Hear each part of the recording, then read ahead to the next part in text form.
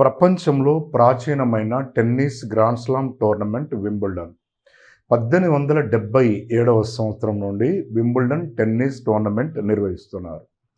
ప్రస్తుతం 139వ Wimbledon tennis tournament పోటీలు 2026వ సంవత్సరము జూన్ 29 నుండి జూలై 12 వరకు బ్రిటన్ దేశం రాజధాని లండన్ నగరంలో నిర్వహించారు.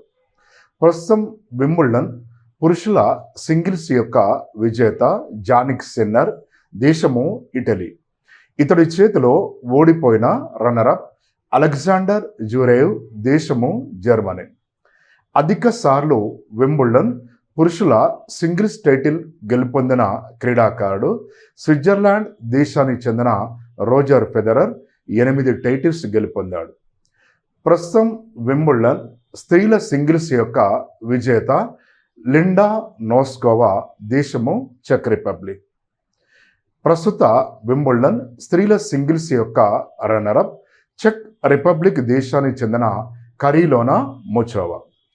ఇప్పటి వరకు వింబుల్డన్ స్త్రీల సింగిల్స్ చరిత్రలో అధిక టైటిల్స్ గెలుపొందిన క్రీడాకారిణి అమెరికా దేశానికి చెందిన మార్టినా నవ్రతిలోవా 9 టైటిల్స్ గెలుపొందింది.